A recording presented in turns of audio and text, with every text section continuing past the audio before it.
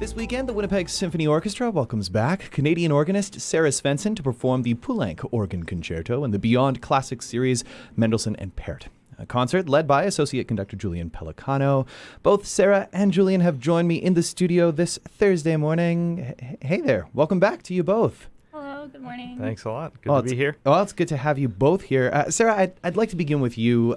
This is your third time at Classic 107, I think, though our first time meeting. So I'm wondering, can you give me the lowdown, the condensed bio? I know by classical standards, you were a little late headed to the keyboard, right? You started playing piano at 8? 8, yes. 8? Oh, so the lowdown of me. Yeah. Oh, okay. I was 8 when I started piano. I'm from a non-musical family who were very supportive, but mainly listened to 1970s folk rock. So Excellent. I like Pink Floyd a lot. And discovered being a Rotary Exchange student that you could be a concert organist. So I decided I wanted to do that. Moved to Toronto. Was the assistant organist on the largest pipe organ in Canada under Dr. Patricia Wright for 5 years. Went to Yale. Moved back to Toronto doing a doctorate. And have been kind of participating in the Royal Canadian College of Organists and playing around, I guess, the world. So, yeah, that's me. That was a really impressive, quick lowdown of the Sarah Svendsen organist bio. I have one more question about when you started playing. Is it true that you had your first organ job before your first organ lesson? Yes. That is wild. I had 3 job offers before my first lesson. Wow. Yeah, so all of you pianists out there who are like, I don't know how to make a living, go get some organ lessons because we need organists. Ew, wow. Why do you think that is? It's just something that doesn't quite occur to people. Yeah. And it's a very different strain. Church music specifically has a very different training system. And learning to play hymns, for example, has it's a different approach. There's no rubato, things like that. So I think it just doesn't occur to people, but it's steady work. And a lot of the smaller churches are quite desperate for the trained church help. gig. So I know. Yeah. I mean, being a singer myself, there are church gigs around too for that, right? Yeah, I mean, there's always for section sure. leads and stuff like that. if you're in a city. Yeah, if you're in a big city. I'd never heard of section leads until I moved to true Toronto. enough. So speaking of firsts, it was back in 2016 that you made your symphonic debut. Yes. With none other than the Winnipeg Symphony Orchestra. Yes. What do you remember about that performance? It was very fun. Very fun. Great work. The symphony's great to play with as well. So I really love Winnipeg. Every time I'm here, I think, gosh, I should move here. It's great. I like it a lot. So you're joined here by Maestro Julian Pellicano. Julian, were you there?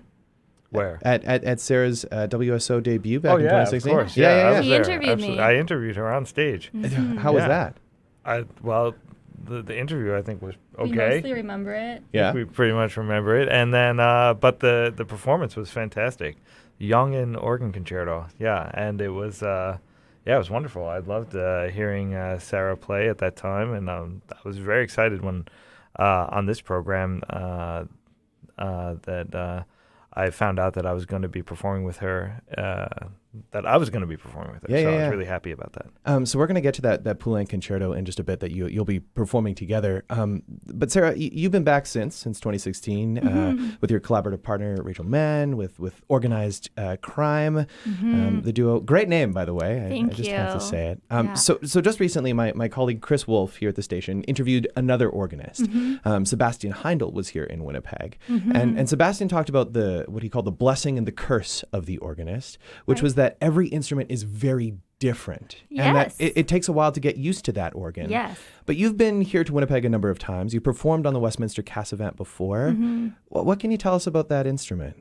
Well, it's definitely one of the best of its style in Winnipeg, for sure. I think, especially for orchestral playing, it is an orchestral organ. So that means that it's kind of from the early 20th century, designed to sound like its own symphony in a way. So you have all of the basic sounds you'd find in an orchestra, which is great because the Poulenc Organ Concerto was kind of written in that same era with the same expectations that it would be more of a symphonic organ sound. And I was saying to Julian that I really feel like because it's, the orchestra is strings and timpani, the organ is providing kind of more of the reeds and the woodwind sounds. Yeah, a those lot other of times. colors Yeah. that might be missing from a string orchestra. You mentioned very briefly that the Poulenc organ concertos kind of from right around this period, that early to mid 20th century. What else can you tell us about the work?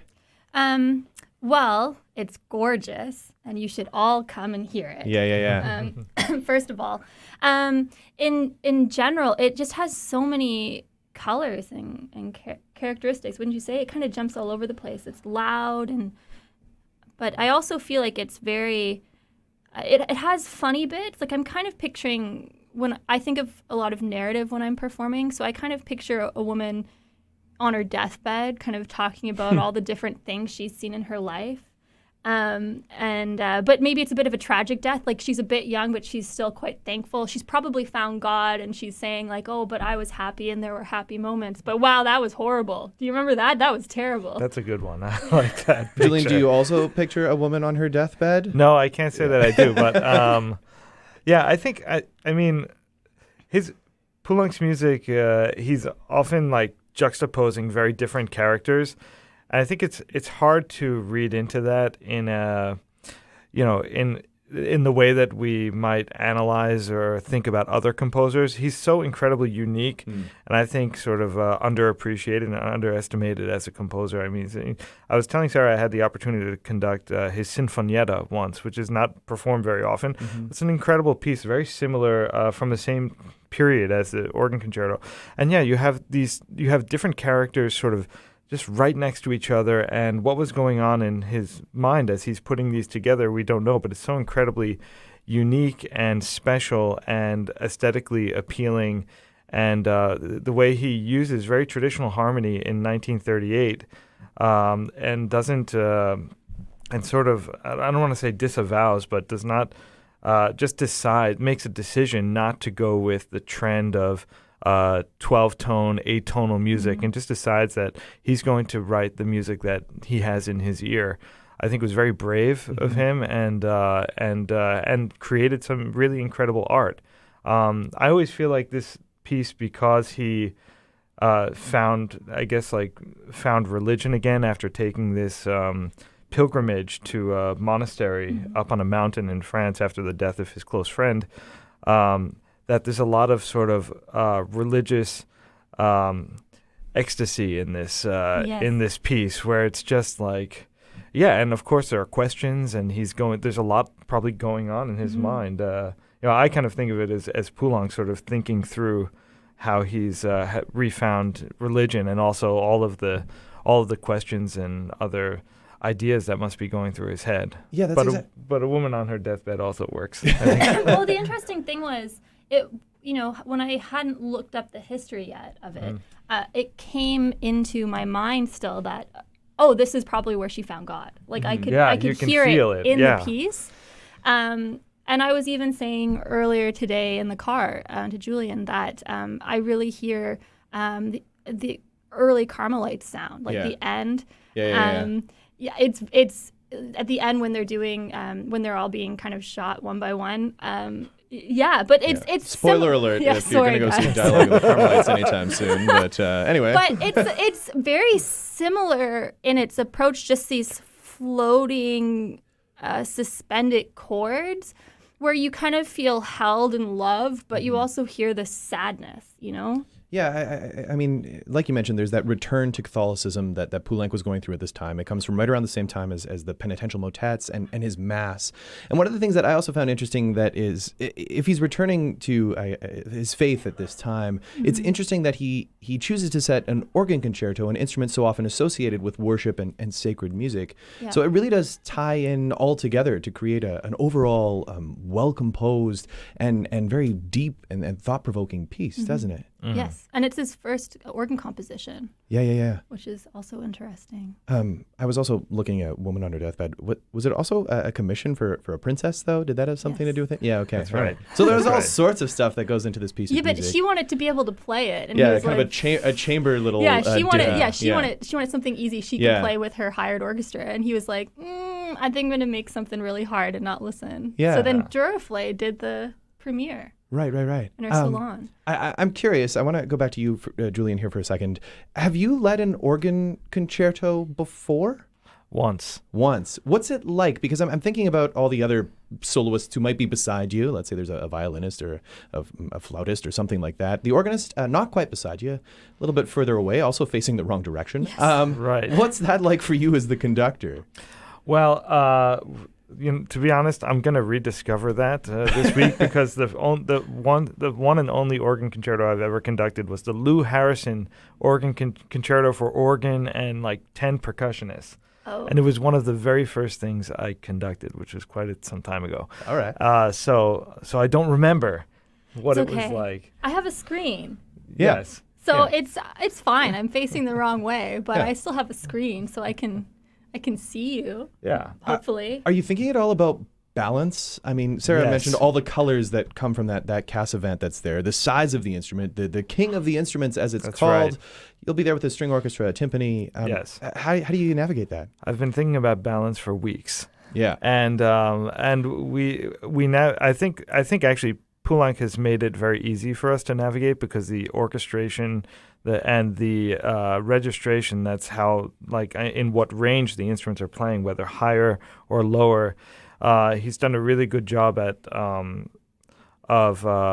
with the instrumentation and the way that he's written for the strings, and especially, added the timpani, which is the other king of instruments in my mind. Yeah, I was gonna But say, I am a percussionist. I was going to say, so- yeah, it might be a little biased on. Yeah, on I'm that, a little on that one. biased, but there's My timpani brother's in a this as well. timpanist, so Oh, well. was in high So you school. understand Yeah. a bit. It's all coming Yeah. together.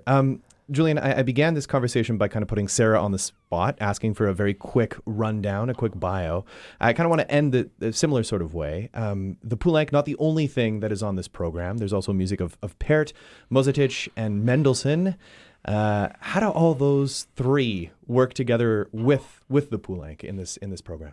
Well, I think, on the occasions when we do have an opportunity to play in Westminster United Church, we try to think really carefully about what type of music we'd like to present, and we try to choose pieces that that really complement the space and the ambiance and the history of this location and the acoustics. And so all of the pieces were sort of curated specifically for this room. Mm-hmm. Things that we could play in the concert hall, but we thought would be really interesting to hear in Westminster because it's a cool opportunity. It's a different place. I love the acoustics in Westminster. I've been to many concerts there, and I've performed there many times in the past when I was conducting University of Manitoba Symphony. So, Mozartich, it's Postcards from the Sky, music that has some sort of heavenly inspiration, and it's just if you don't know his music, Canadian composer, his absolutely gorgeous, just some of the most soothing, stunning music that is perfect for Westminster.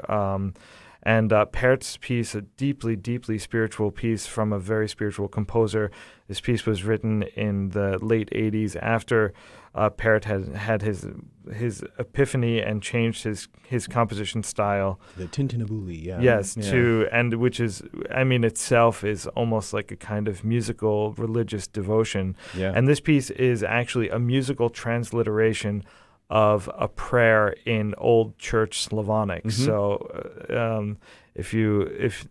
So the instruments are actually intoning what the words would be in that language, and that's the basis of the piece. So it's just a prayer. It's really quite gorgeous. And of course, Mendelssohn's Reformation Symphony, in the amazing history of this piece, it's maybe too long to get into here. Minor thesis. There's so much to talk about, but a piece that did not get played much. It was published posthumously after Mendelssohn's death, so didn't get played much during his lifetime, but he felt very, very strongly about it. So did his sister Fanny, which was very important to him that if she felt strongly about a work.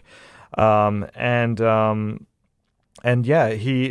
has a program to it. It's very, very ahead of its time. I think that's why it was not well understood during Mendelssohn's lifetime and was not played very often. But in the final movement of this work, Mendelssohn sets the chorale by Martin Luther, "A Mighty Fortress is Our God," that I've found that almost everybody in Winnipeg knows this chorale. Because it's a popular one. It's a popular one. But growing up and going to Catholic church, we don't sing that chorale, so I didn't actually know it until... Yeah, I'm a Ukrainian Catholic as a background, so it was also new to me until I went to the School of Music, and all of a sudden it was introduced to me as well. So if you know the A Mighty Fortress Is Our God by Martin Luther, then you should certainly come and hear Mendelssohn's Fifth Symphony, because it's not just the chorale, but it's also with perfect voice leading and counterpoint, and it's absolutely gorgeous, written by one of the great geniuses, wunderkinds of all time, and he wrote this piece when he was about 20, 21. So it's his fifth symphony, but in reality it's his second symphony. So he was very, very young when he wrote it, but you can tell, just like Mozart at that time, he was already a mature composer, and it's absolutely one of his most stunning works. Ain't that the truth? Sarah, Julian, thanks so much for coming by Classic 107 today. A pleasure seeing you both.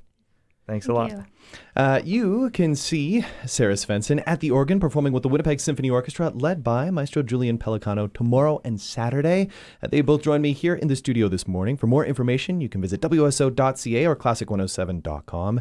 Keep tuned. I'll have some tickets to give away to that show. And you just heard Julian talking about the Mendelssohn Reformation Symphony. Here is the fourth movement performed by the Quebec Symphony Orchestra, led by Louis Lortie.